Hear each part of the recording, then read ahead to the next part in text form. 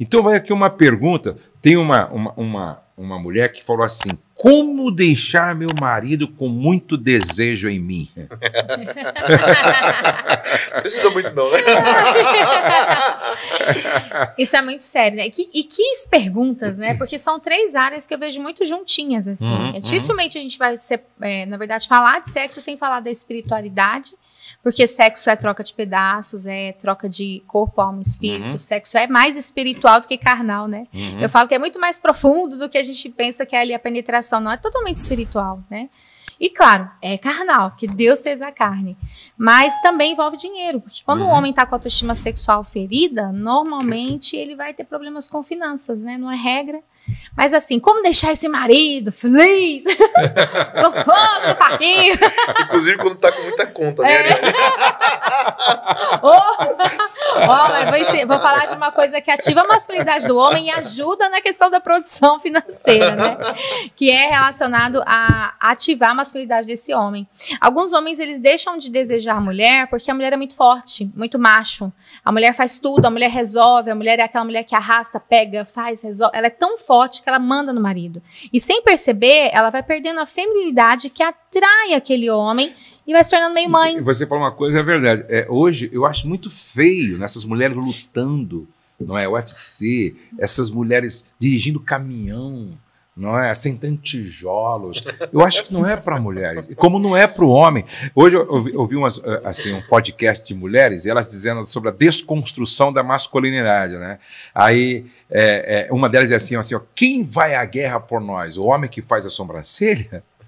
Quem vai à guerra por nós? O homem que passa batom? Não é?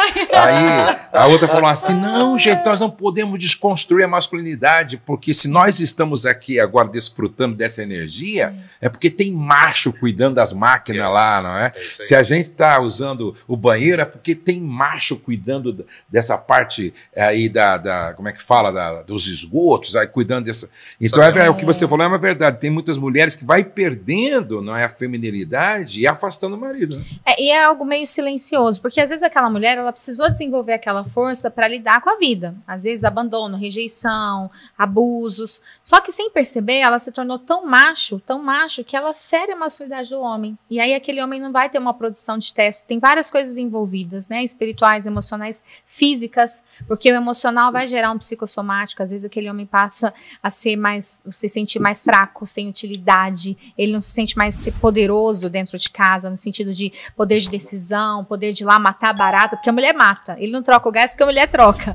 Então, acho que isso é uma coisa importante de avaliar. E outra coisa, né? A mulher ser agradável. Porque às vezes a mulher é até bonita de corpo, ela até... ele sente atração pelo corpo, pelo cheiro, mas às vezes a mulher é chata. Não adianta ser boa no negócio, né? Fazer um negócio bem feito. Se é chata, né? Porque a companhia agradável não dá vontade de ficar. Às vezes a mulher é chata, o cara chega, ela já reclama do calor, do frio, reclama do cachorro, pergunta onde estava. Então a companhia dela é só para falar de problema, só para cobrar. Então passa a ser difícil ter atração, né? Inclusive, só fala de conta também, né? Conta. Tem mulher que só olha o marido e parece ver um cifrão. Isso quer dinheiro, pagar conta, quer pagar. E realmente, interessante isso aí. E eu acho que é tudo ajustável. Tem que falar da conta? Tem. Mas tem um momento. Às vezes o cara chegou cansado, às vezes o cara até viu, assim, com muito carinho, mas aqui ninguém é anjo, nós somos carne, nós alimentamos primeiro o espírito. Às vezes aquele cara foi tentado na rua. Às vezes tinha uma mulher no trabalho, cheirosa, educada, agradável, e ele se sentiu tentado.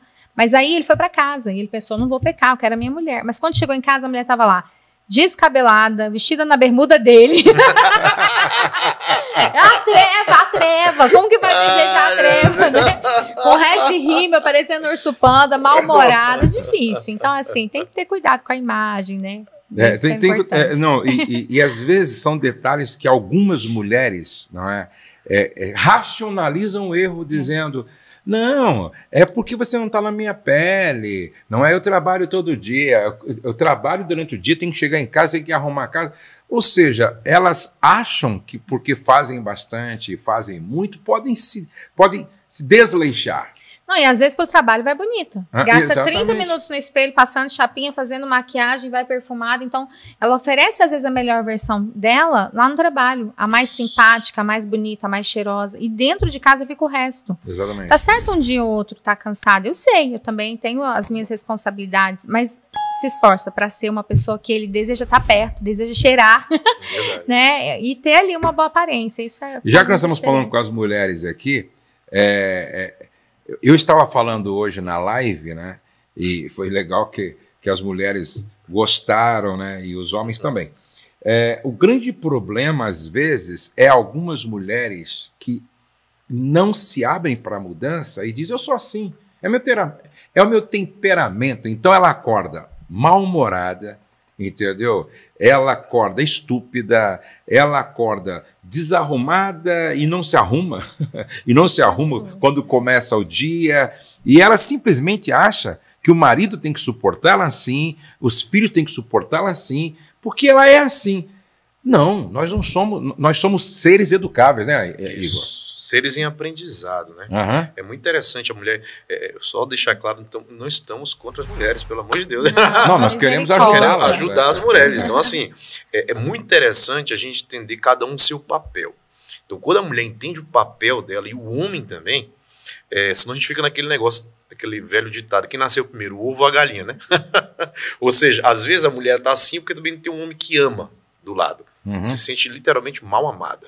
O homem às vezes não ama porque a mulher é chata, como a Mariane estava falando. Então, assim, precisa cada um entender o seu papel. Quando a mulher entender o papel dela e, sabe, entender que ela é o coração do lar, ela é o afeto, ela na casa, ela é o coração, ela que a emoção da casa, o termômetro, a casa é através da mulher. Então, a mulher não pode estar mal-humorada, chata, toda hora bagunçada, é ruim até para ver, né? E o marido também, ele precisa entender que a Bíblia diz para o marido amar. Por quê? Porque a mulher já tem mais facilidade de amar. Então nós temos que amar, nós temos que sacrificar, nós temos que perguntar para aquela mulher, muitas vezes, entender qual o propósito dela. Sabe se ela está feliz com o propósito dela? Sabe se ela quer algo mais? Ela está sonhando algo e os homens não estão prestando atenção? Então é muito interessante isso. Esse tema é fantástico, pastor. A gente pode passar o dia inteiro falando sobre casamento saudável, mas é muito interessante quando cada um entende seu papel. Exatamente. Pois não. E sobre os homens, é legal puxar assim um gancho, né? Quando a gente trouxe aí sobre a mulher que o pastor falou, dirige o caminhão, nós estamos querendo dizer que nós valorizamos a mulher forte, mas precisamos, né, com muito carinho, voltar aos papéis. Né? Porque às vezes você quer ser uma mulher amada, galanteada, quer que seu marido seja romântico, mas ele não tem espaço para isso. Ou por conta do seu mau humor, ou por conta do seu excesso de energia masculina, de força. E ao mesmo tempo homens, que muitas vezes se tornam homens sem esse esforço também, que ele quer a mulher cheirosa, mas às vezes ele não anda cheiroso. Ele quer a mulher bonita, mas às vezes ele não cuida da aparência, acha que tudo é coisa de boiola, de gay. Não, tem que usar um desodorante, né? Aparar os pelinhos, né? Passar a maquininha nas coisas. Sabe, eu tenho uma tese com relação a isso. Ajeitada, né? Eu tenho uma tese com relação a isso. Eu acho que a gente tem conversado muito sobre isso, inclusive na Batalha de Todo Homem, nós vamos falar muito nisso, né? Como muitos homens cresceram só com a figura materna, eles vão para o casamento muito mimados, né? Então, eles querem a mulher sendo forte, sendo a mãe deles na casa. Então, a mulher, quando ela pega esse papel, aí é normal que ela se torne a mãe dele mesmo. Ela fica bagunçada, ela fica uma série de coisas. Então, eu acho que tem que ter um alinhamento, um ajustamento dos dois, assim, dos dois papéis. E o homem se torna mais homem nesse sentido. E como estava falando essa questão da mulher ser forte e tal, não há problema nenhum. A Ana Campagnolo, ela fala algo muito interessante, que ela tem um livro que ela fala de feminismo, e ela fala que essa questão que você estava falando, né, quem vai à guerra e tal, na verdade tudo isso é proteção para a mulher. Então é muito legal. Os homens fazem isso, serviço braçal, e vão para a guerra e fazem tudo isso originalmente, né? Porque não é porque a mulher não possa fazer, é para a mulher ser protegida para que a força dela seja usada naquilo que deve ser canalizado, que a gente vê como é difícil, né, pastor? Eu vejo minha esposa educando meus filhos lá em casa, ajeitando. Meu Deus, é difícil demais, tem que ter força para isso. É muita coisa. E os homens precisam reconhecer o valor da mulher. Inclusive, eu estava hoje pela manhã pensando, talvez, quem sabe, falar para os homens lá, não seja como Nabal. Entendeu? Muito bom, Nossa. Por quê? Porque Nabal não reconheceu o valor da mulher que tinha. Não. É a única mulher na Bíblia que a Bíblia diz que ela era bonita e inteligente. Entendeu? Ela era bonita e sábia. E, no entanto, ele... às vezes algumas pessoas perguntam, não é? Mas por que uma mulher bonita e inteligente casa com o tolo? Com Nabal. Eu posso rir. Apaixonou pelo Nabal. Porque naquela época não era a mulher que escolhia, entendeu? Os casamentos eles eram arranjados pelos pais, pela família. Por exemplo, temos o Isaac, a Rebeca e tal. Não é como hoje, certo? Mas, infelizmente, às vezes uma mulher inteligente, ela corre o risco de se apaixonar por um homem que engana muito bem, entendeu? Mas aquele cara, ele não reconheceu o valor da mulher que tinha. Tá? Abigail, ela é a encarnação da própria sabedoria. Verdade, muito interessante. Todos os atos de Abigail revelam uma mulher extremamente sábia, entendeu? Ela sabia lidar com um marido tolo e soube lidar com um rei cheio de um sentimento de vingança e pronto para matar sua família e o seu marido. E ela se interpõe entre os dois, não é? Daquele momento ele era um inimigo, né? Exatamente.